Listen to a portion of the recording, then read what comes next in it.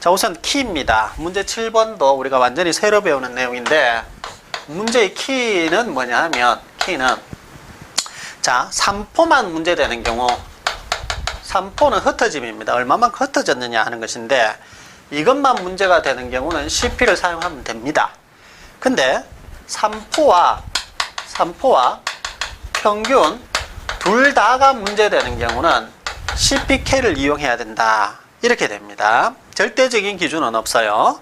자, 일단 요거를 여러분들이 적어 놓으시고, 자, CP를 사용할 거냐 CPK를 사용할 것이냐 이렇게 되어 있는데, 자, 우선은 3포라는 것은 흩어짐의 정도입니다. 그리고 3포와 평균은 뭐예요? 평균은 중심값이죠. 중앙값입니다. 그죠? 중앙값 전부 다 이제 문제가 되는 경우 CPK를 적용해야 된다. 이렇게 되어 있어요.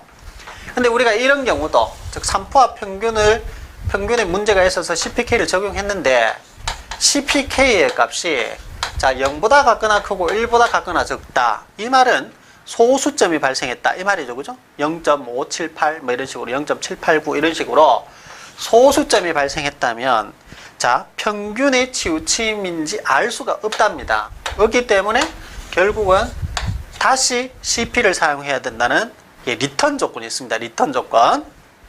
자, 그래서 처음에 우리가 3포가 문제되면 CP, 3포와 평균이 둘 다 문제될 것 같으면 CPK를 적용해야 되는데, 3포와 평균이 둘 다 문제가 있다고 생각해서 CPK를 구해보니까 소수점이 발생했다면, 아, 이것은 평균에 의한 것이 아니구나 라고 생각하고 다시 CP를 구해서 우리가 적용을 시켜야 된다. 그것이 핵심이고요.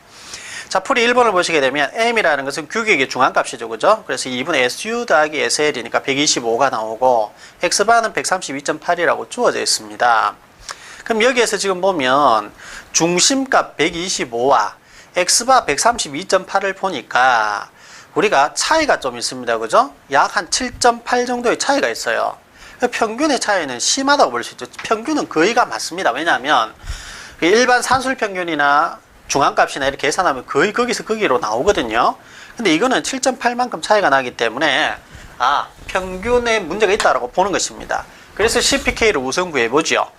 네, CPK를 구했어요. 그러면 2번에 보시게 되면 치우침도를 고려해야 되니까 K는 2T분의 N-X바라고 우리 바로 앞 문제, 6번 문제에서 봤고, 이것을 구해보니까 0.52가 나왔다는 것이죠. 근데, 0.52가 나왔어요?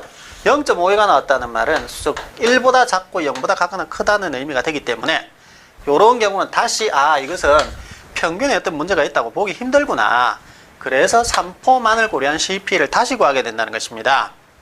그래서 지금 보시게 되면 CPK를 우리가, 치우침도는 K는 0.52고, CPK를 그래서 막상 구해보니까, 한 단계 더 진행을 해야 된다. 그죠? 1-K분의 6 시그마분의 T 해서 구해보니까 0.19512가 나왔죠. 그래서, 자, 사이에 들어가니까 이것은, 3포만을 고려한 CP로 가야 되겠다. 그래서 CP를 계산하는 겁니다. CP를 사용해서, CP는 그냥 1-K, 즉 치우침도를 고려 안 해도 되죠. 6 시그마분의 T 이렇게 해서 6 곱하기 12.3분의 140-110에서 0.41 정도가 나오죠. 근데 이거 같은 경우는 2번 지금 위에 문제에서 보시면 2번 양쪽 갈로에, 그렇다면 1의 결과를 기준으로 옳다고 생각되는 공력 능력 지수의 값을 구하시오 이렇게 돼 있는데, 자, 옳다고 생각되는 공력 능력 지수 이 둘 중에 하나를 택하라는 얘기입니다. 이거를 이제 택하게 되는 것이고, 단 소수점 이하 두째 자리까지 구하라 이렇게 했기 때문에 0.41이 되는 겁니다. 0.41. 직접 구해보시면 0.40650 뭐 이렇게 나오거든요. 근데 단서조항에서 문제의 단서조항을 항상 따르게 됩니다. 이렇게 되니까 0.41이 되겠죠. 그래서 답이 이렇게 정해지는 겁니다. 키는 여러분들이 다시 한번 읽어보시면 이해가 됩니다. 3포의 문제만 되는 경우는 CP, 3포와 평균 둘 다 문제가 되는 경우 CPK를 적용해서 이 CPK를 적용하면 되는데, CPK가 다시 소수점이 발생되게 되면은 다시 평균에 따르는 어떤 문제는 없구나 이렇게 이제 생각을 하고 CP로 다시 돌아간다. 그것이 핵심입니다. 7번 문제. 자, 다음에 8번 보시게 되면 다음에 도수 분포표에서 산술 평균과 표준 편차 스몰S를 만족시키는 가나의 구간과 시료의 개수 n을 구하고 실제 조사값을 비교하시오 되어 있고 데이터 값이 주어져 있습니다. 자, 이런 경우에 지금 X바 구하는 건 쉽겠죠? 앞에서 여러분 봤다, 그죠? 시그마 F분의 시그마 FU, 이렇게 이제 구하시면 되고, 그 다음에 여기에서 지금 X바를 구하는 데 있어서, 뭐 여러분들이 뭐 h를 곱해야 되느냐 그런 이야기인데 그런 이야기는 지금 여기서는 맞지 않습니다. 왜냐하면 우리가 어떤 급의 구간이 주어져 있고 그러니까 u라는 부분이 있죠, 그죠?